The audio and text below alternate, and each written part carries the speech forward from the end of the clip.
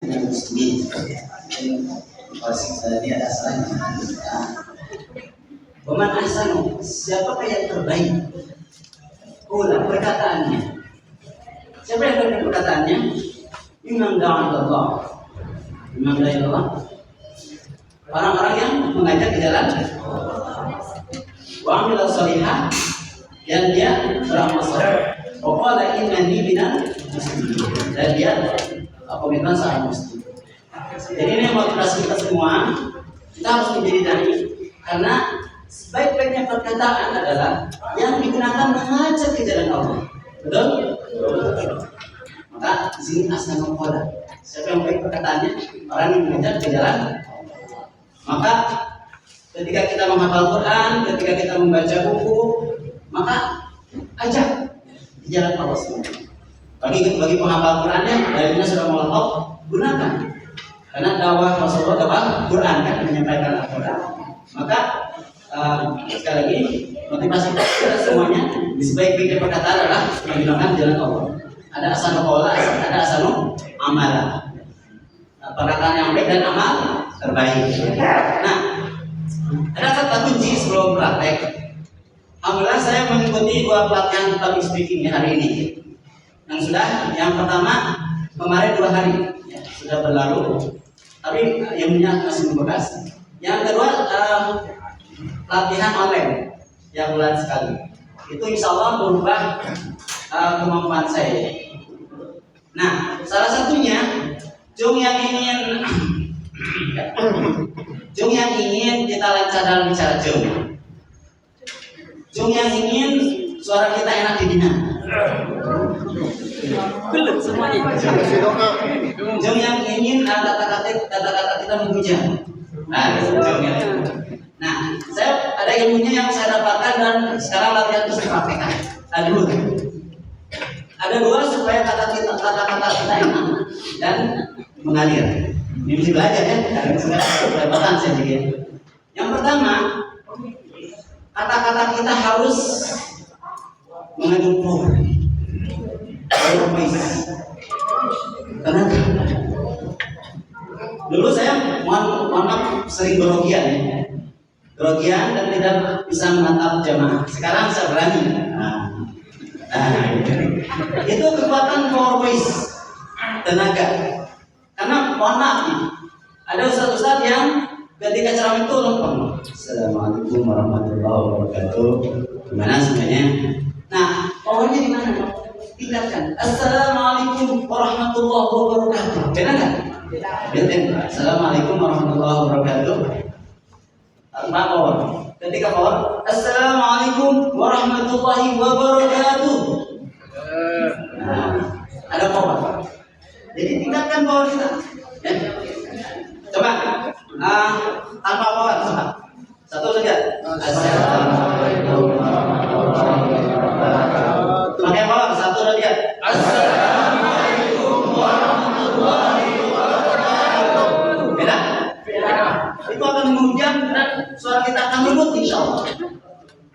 Tahu nggak? Jadi pakai tenaga. Nah, tenaga di sini saya bertanya kepada pengajar public speaking. Di awal dari nafas apa kata saya? Dari nafas apa ketika pakai tenaga? Kata jangan pikirkan nafas. Langsung pakai tenaga aja. Biasakan tidak? Semangat. Langsung mengucap, langsung naik. Beda kan? Jadi pertama power voice. Suara kita harus bertenaga. Yang kedua, dari sekian banyak, smile voice. Dengan senyum. Alhamdulillah Ustaz tadi dua-duanya udah dapat. Mana Ustaz Dani? Udah pulang. Itu lembut, enak dan menjumpai kan tadi.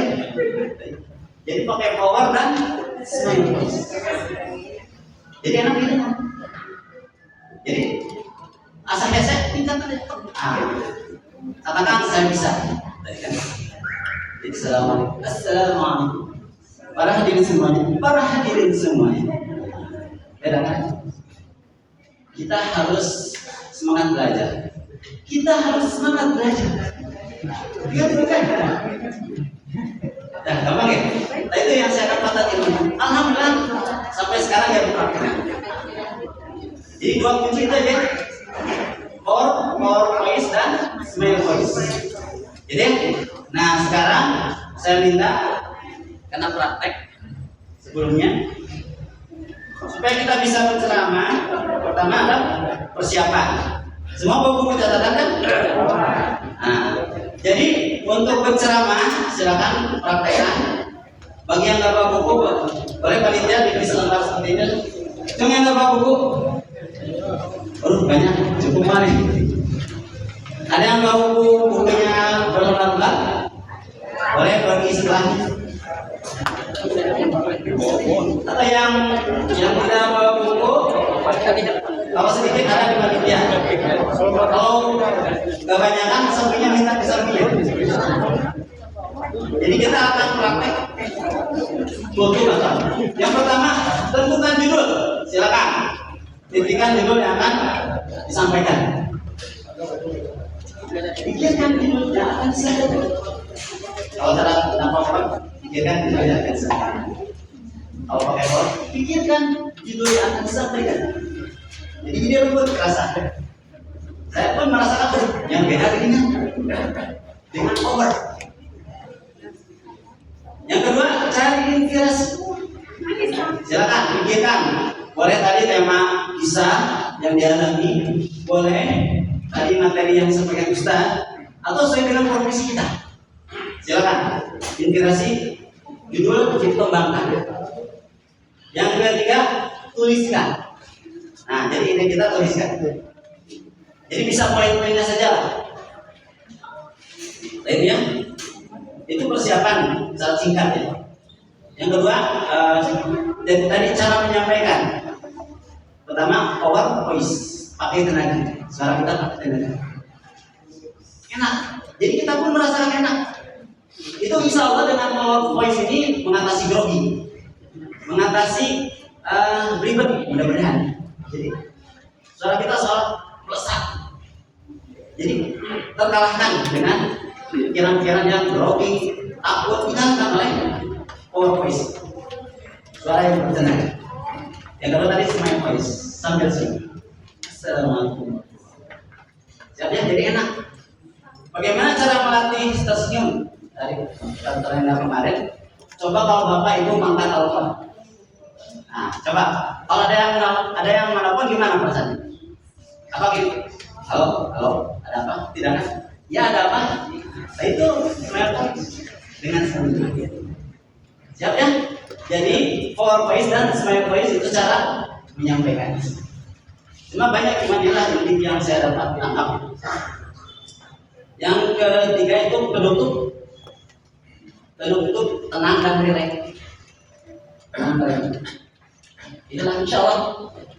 Ini yang saya dapatkan dari ilmu Pak Bismi kemarin. Tenang dan rileks. Nah kalau kita tenang rileks sendiri, itu baru menggunakan nafas. Ya. Jadi kemarin saya Pak Bismi online cara bernapas. Cara bernapas supaya enak. Tarik, coba tarik. Tahan 4 hitungan. Sudah tarik. Keluarkan 4 hitungan. Ada tenang? Karena napas itu ada 4 ya, 3 ya. Saya alhamdulillah itu sebuah bela diri.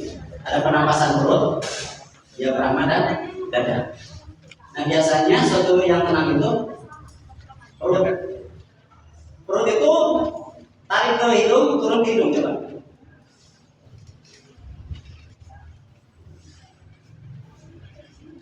Enak ya? Itu. Termasuk mohon maaf. Jadi ketika kita bernapas, kita ke atas, dipompa. Ketika dipompa ke bawah, ketika ke bawah itulah kita akan merasakan. Makanya betul dalam sebuah buku yang saya baca itu, kadang kita itu melupakan nafas, betul tidak?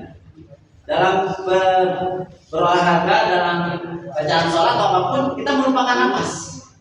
Malah nafas itu bisa membuat kita semakin busuk. dalam salat. Ini bukan ajaran ya, tapi saya menemukan ini. Bentar, ketika kita berzikir, coba ya berzikir apa?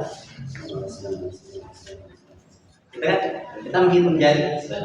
Itu tanpa nafas, hanya tenggorokan. Katakan kalau lewat tenggorokan itu tidak akan mengena. Nah kita ke dalam yang nafas, mohon maaf nih. Ketika nafas perut, kita akan merasakan ketenangan yang dahsyat. Begini.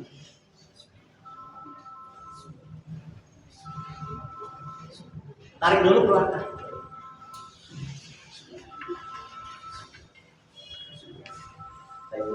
Dirasakan nggak Pak? Coba tarik dulu lalu kita berzikir.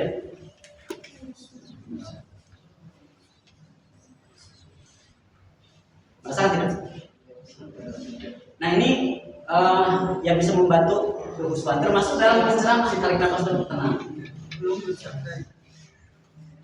Jadi pengalaman saya bukan ajaran ya. Jadi salah satu untuk membuat kita tenang, khusyuk, tarik nafas, keluarkan.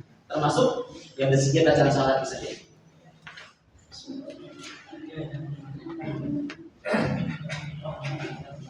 Jadi udara itu ketika ditekan itu akan menghilangkan gangguan-gangguan.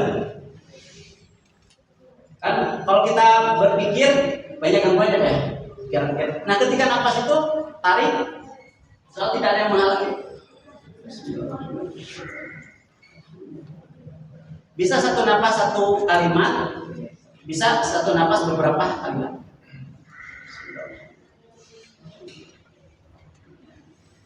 Sampai beres.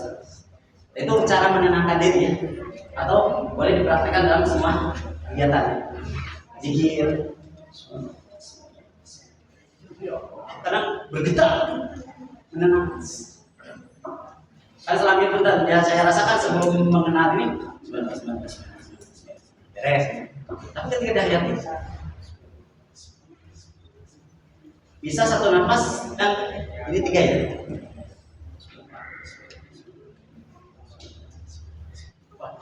Doakan tenang. Aladina amanu wa tatma'innu qulubuhum billah dalam kita tenang. Dengan orang-orang beriman hati mereka tenang dengan berzikir kepada ingat dengan zikir kepada Allah dia akan bisa. Zikir yang tidak hanya tenggorokan. Kan kata Rasulullah yang baca Quran setelah tenggorokan itu salah seperti panah lesat. Maka kita di dalam tadi kata tadi sudah mempraktikkan power voice ya, power voice betul dan semangat voice lalu pernapasan insyaallah. Nah ini mungkin untuk bekal kita dalam prakteknya. Silakan sekarang dalam waktu paling kan jam berapa? 3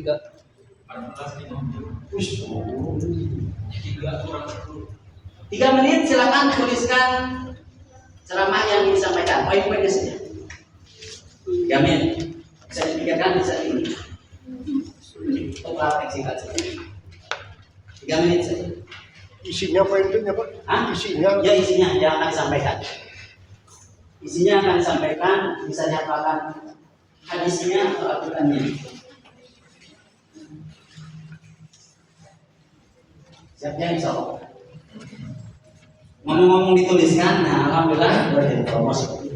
Ceramah-ceramah saya selama di Biskota atau pengalaman di Bukan. 30 ceramah singkat dari Biskota. Ini dari pendapatnya dari Profesor Dr. Pamit Farid, lalu Ustaz Abdul Sofi, testimoninya. Buku ini berisikan kumpulan ceramah Saleh Muslim di berbagai tempat, salah satunya di sekolah, di Bisdari, Budapest. Isinya membahas dan mengupas tentang permasalahan hidup, bagaimana menghadapi hidup ini agar lebih semangat, lapang dada, selalu tersenyum dan tahan. Jadi ini jadi sarana untuk kita semangat lah sebenarnya. Kemarin ada yang pesannya ada 2 orang ya, ada 2 orang silakan. Sudah? 3 menit, tadi atas 3 menit aja. 1 menit lagi, 1 menit lagi.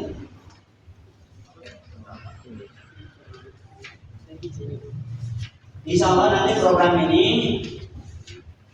akan dilanjutkan offline dan online. Misalnya nanti Ustaz Gusdur, Ustaz Arif akan dijadwalkan. Jadi saya ikut public speaking itu sebulan sekali pembinaannya, materi dan praktek. Jadi Ustaz trainer memberikan materi lalu praktek 4 orang atau 5 orang. Nah nanti ingin saya praktekkan dalam pelatihan DAI. Nanti misalnya ada materi dari Ustaz lalu praktek. Termasuk insya Allah kemarin sudah vakum ya majelis taklim di Ubuah. Insya Allah nanti kita akan gagas lagi. Jadi insya Allah kita akan di Ubuah untuk mengundang para dai dan praktek. Insya Allah. Siap hadir? Insya Allah. Kalau tidak ada halangan. Jalan tadi programkan. Jadi ada online, ada offline. Siap? Habis ya? Ya habis. Sekarang supaya kebagian semuanya prakteknya, silahkan cari pasangan. Bukan pasangan awal-awal. Cari teman yang tidak dikenal. Jangan kenal. Berhadapan dulu. Berhadapan dulu. Coba berhadapan dulu. Boleh korban sedikit lah. Nah, kita praktekkan dengan 3 alfabet yang PowerPoint dan Spanish. Assalamualaikum warahmatullahi wabarakatuh. Silakan. Berhadapan dulu.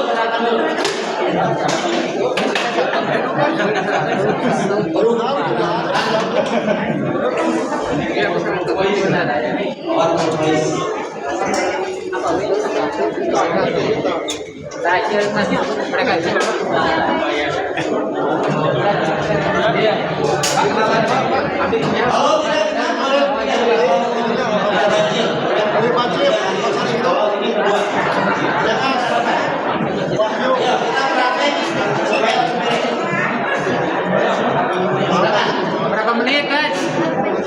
Silakan boleh anak muda dengan yang bapak-bapak boleh. Pokoknya berpasangan. Durasinya 3 menit juga. Setelah 3 menit. Belum lihat. Jadi sekali lagi, ketika kita praktek, tadi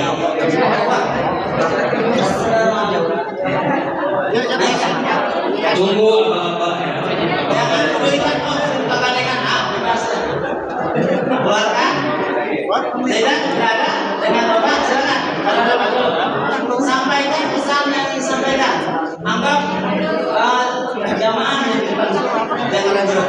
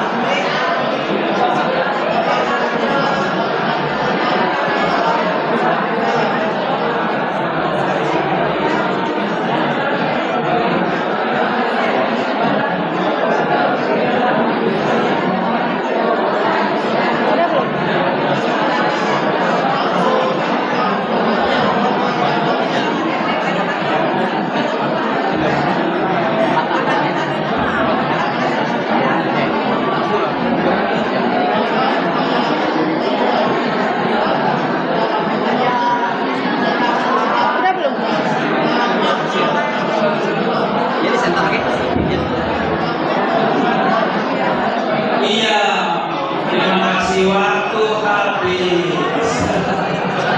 Baik Bapak Ibu, silakan kembali ke tempat sebelah. Dirapikan lagi rambutnya. Dan tadi kita melihat bahwa Bapak Ibu sudah mempraktikkan apa yang disampaikan Ustaz Soleh ya. Bapak Ibu menggunakan smiling voice sambil tetap tersenyum. Tidak ada yang cemberut ya Bapak Ibu. Tidak ada ya. Tidak ada yang cemberut. Dan dengan powerful voice, jadi kata-katanya berdaya ya, karena mengandung power yang luar biasa. Selanjutnya Ustaz Soleh, Bismillahirrahmanirrahim. Zoom yang merasakan perbedaan menyampaikan, merasakan ada perbedaan. Satu. Tapi kalau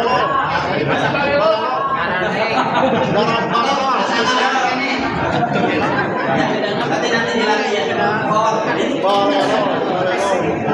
Sakit rusuh. Salah kenapa jadi ya. Jadi ketika kita ceramah itu kita mencermai di sini. Nah, sekarang yang belum pernah ke depan, tadi kan sudah 2 Iwan 24, 3 menit. 1, 2. yang belum bagian, Om Yudin juga sering, Yang tadi baca hari ya. Muhammad 2. Ibu satu lagi apa? Nah, Ya, kalau bisa memang jadi nanti beda generasi ya, lintas generasi. Artinya ada yang dari katakanlah generasi milenial, ada juga yang dari gitulah ya, kolonial. Biar mewakili ya generasi-generasi. Ya, baik Bapak Ibu, kita lanjut masing-masing nanti sama seperti tadi 3 menit dan saya sebagai layman ya yang membaca. power voice dan slide voice. Ya,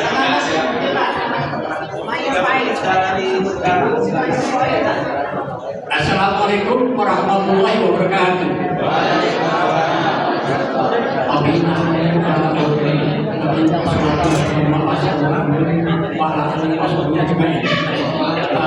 Marilah kita senantiasa berterima kepada Allah, bersyukur dan melakukan puji kepadanya. Salawat dan salam kepada Rasulullah. Kami dalam kesempatan ini ingin menyampaikan bagaimana toriko dakwah Rasulullah, dan ini yang nampaknya barangkali belum banyak diikuti. Selain itu juga kita harus tahu mappingnya, bagaimana kita mengetahui Islam secara sirri, secara kafah. Kemudian bagaimana kondisi negara kita ini. Jadi bagaimana antara kita Rasulullah, pertama adalah goyah Rasulullah. Gimana goyah? Maksudnya goyah dakwah Rasulullah. Goyah ini membutuhkan kehidupan secara Islami. Jadi yang Islami itu bukan hanya secara individu, secara kelompok atau secara negara. Nah, negara ini yang belum negara, dakwahnya hanya secara individu dan hubungan manusia. Jadi kemudian juga bagaimana sifatnya inti dia. Jadi secara total, secara kapal, bukan sepotong-sepotong. Kemudian bagaimana pahalanya itu adalah pencerahan kepada masyarakat, pengkabaran. Kemudian Rasulullah meminta mereka untuk setelah diberikan pencerahan menyebarluaskan secara Islam dan lain-lain. Baru setelah itu juga amalnya bagaimana. Kemudian di sini yang saya sampaikan supaya bahwasanya ada interaksi manusia dengan Allah, interaksi manusia dengan dirinya, interaksi manusia dengan manusia yang lainnya. Nah, 1, 2 ini seperti misalkan akidah, tauhid, iman dan ibadah itu selalu senantiasa itu dasar. Banyak disampaikan termasuk juga dengan dirinya itu adalah terkait dengan mengenai masalah sandang, papan dengan akhlak. Ini yang banyak digarap disampaikan. Tetapi interaksi dengan pihak ketiganya dengan manusia banyak, seperti misalkan bagaimana kita kehidupan secara pemerintah yang Islami, ekonomi secara Islami, kesehatan secara Islami, usaha secara Islami. Nah, ini yang belum negara. Misalkan terkait dengan sumber daya alam.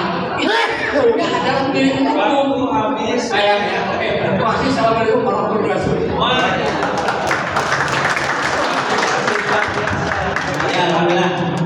Tapi dapat jas, powernya dapat ya. Walaupun kurang dikasih nya tadi jelas ya? Agak jelas.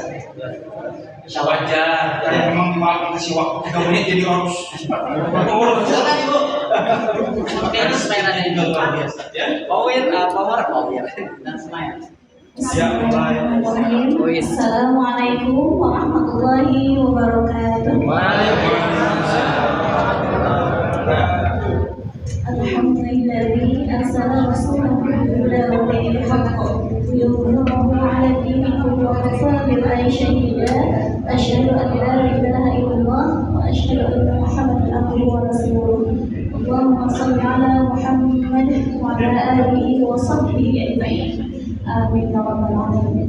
Alhamdulillah, masya Allah kita dipertemukan di menjelang sore ini dalam pelatihan dai ini. Semoga Allah menjaga hidayah kita sampai akhir hayat. Amin. Masya Allah, alhamdulillah ibu-ibu, bapak-bapak, apa ibu-ibu, saya insya Allah sudah yakin ya pasti hafal surat Ali Imran ayat 8. Yang di mana Ustazah? Coba yang di mana mulainya? Kita sama-sama. Rabbana la tuzigh qulubana ba'da idh hadaytana wa hab lana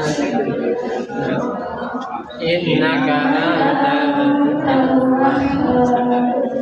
Masya Allah, hafal semua. Dan kalau sama cuma gimana ya gitu. Nah itu insya Allah semoga menjadi doa favorit kita ya sampai akhir hayat.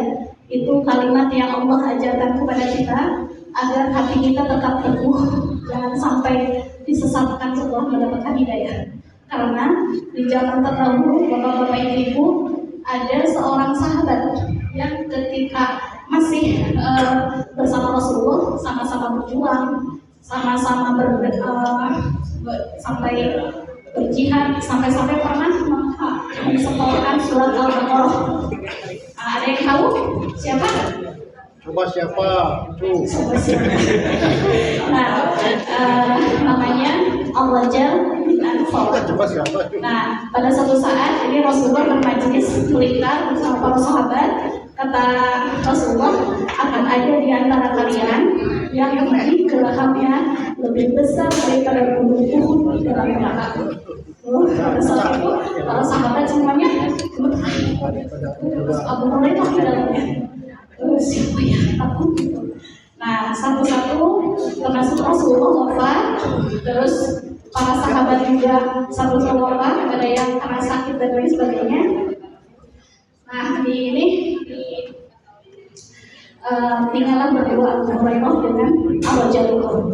Dan ketika Rasulullah wafat, Abu Bakar diangkat menjadi khalifah dan muncullah nabi palsu Musailimah al-Kadzdzab. Baik, waktu habis. Alhamdulillah ada ini saya masya Allah di sini berkesan mendapatkan ilmu agar terus berlatih. Terima kasih. Iya, terima kasih. Tepuk tangan. Luar biasa ya, dalam video singkat ini bisa menyampaikan poin-poin utamanya ya. Bapak, selanjutnya jelaskan. Jangan kaget kalau saya bilang mau habis ya. Baik, siap dulu. Baik, Assalamualaikum warahmatullahi wabarakatuh. Waalaikumsalam warahmatullahi wabarakatuh. Jalan-jalan ke pasar antri. Tidak lupa membeli peci. Ayo kita ikutan pelatihan dai agar kita dapat berkah dan ridho ilahi. Alhamdulillahirabbil alamin. Allahumma shalli ala sayyidina Muhammad wa ala ali sayyidina Muhammad. Bapak Ibu sekalian, pada kesempatan ini saya coba akan menyampaikan bagaimana kita agar bisa istiqomah. Istiqomah kata-kata yang mudah dicapai tetapi sungguh berat untuk pelaksanaannya. 4 tips bagaimana kita bisa istiqomah. Yang pertama, jangan pernah meninggalkan kewajiban kita. Ataukah sholat, zakat, saum, ataupun kewajiban kita lain. Maka ini menjadi kunci yang pertama agar kita bisa istiqomah. Tips yang kedua, bagaimana agar kita bisa istiqomah adalah milikilah amalan andalan, milikilah amalan sunnah yang dilakukan secara istimror. Setiap orang pasti mempunyai kelebihan masing-masing. Apakah di tilawah Qur'annya, apakah di saum sunnahnya, atau di qiyamul lailnya. Mari kita introspeksi. Kira-kira kita kelebihannya di mana? Itulah yang harus kita jalankan. Jangan pernah untuk meninggalkan. Jadi terus berjalan lakukan amal sunnah karena menjadi kuat iman sehingga kita bisa istiqomah. Kemudian tips yang ketiga adalah milikilah teman atau lingkungan yang senantiasa mengingatkan kita pada kebaikan dan ketaatan kita kepada Allah. Karena banyak teman yang tetapi tidak mengajak pada ketaatan kepada Allah. Maka salah satunya bagaimana agar kita bisa istiqomah adalah milikilah teman atau lingkungan yang kondusif yang senantiasa mendukung keimanan kita kepada Allah Subhanahu. Kemudian tips yang keempat, bagaimana agar kita bisa istiqomah adalah minta tolong kepada Allah. Banyak berdoa dan istighfar kepada Allah. Karena sesungguhnya kita itu lemah. Tanpa pertolongan dari Allah Taala kita akan bukan apa-apa. Tapi ketika kita terus hati kita terpaut dengan Allah, maka insya Allah kita akan dijaga oleh Allah dan kita bisa mengamalkan amalan kita sehingga kita menjadi pribadi yang istiqomah. Itu saja yang saya sampaikan. Assalamualaikum warahmatullahi wabarakatuh. Waalaikumsalam. Luar biasa. Pak istiqomah. Silakan. Selanjutnya Ustaz. Mana yang tadi? Ibu lagi.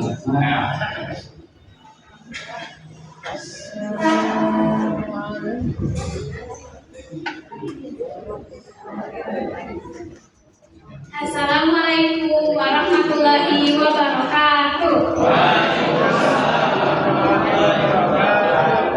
Alhamdulillahirabbil alamin wassalatu wassalamu ala asrofil anbiya'i wal mursalin wa ala alihi washabihi ajmain amma ba'du. Izinkan saya untuk menjelaskan adab sebelum ilmu. Adab sebelum ilmu ialah segala bentuk sikap karakter diri seseorang dalam kehidupan sehari-hari yang mencerminkan nilai sikap sopan santun, budi pekerti, dan tumbuhnya akhlak. Orang yang berilmu dan memiliki adab akan menempati ilmunya sebagai keberkahan dengan menghormati gurunya yang telah membuka jalan ilmu baginya. Sedangkan orang yang berilmu tapi tidak memiliki adab akan menempatkan ilmunya sebagai sesuatu yang akan dia sombongkan, dan kesombongannya ia akan meremehkan siapapun termasuk gurunya. Di sini saya akan menjelaskan apa saja sih adab-adab terhadap guru ketika sedang menuntut ilmu. Yang pertama, mendoakan kebaikan untuk guru. Yang kedua, tidak mengadu di depan guru. Contohnya, aduh kenapa sih harus gini, kenapa sih harus gitu, dan lain-lain. Yang ketiga, duduk, mendengarkan, dan duduk, bertanya, dan mendengarkan dengan baik. Semoga kita semua bisa menjadi orang yang berilmu dan tinggi adab, bukan menjadi orang yang berilmu tetapi tidak memiliki adab. Karena waktu yang memisahkan kita, mohon maaf, saya mau pantun dulu. Beli pisang di pasar, nasinya makan di dalam kamar. Karena waktu yang memisahkan kita, karena saya masih belajar, karena kesalahan, mohon dimaafkan. Wassalamualaikum warahmatullahi wabarakatuh. Luar biasa. Apakah pirang nih? Bonus lah satu orang dong. Hasan, coba. Hafid.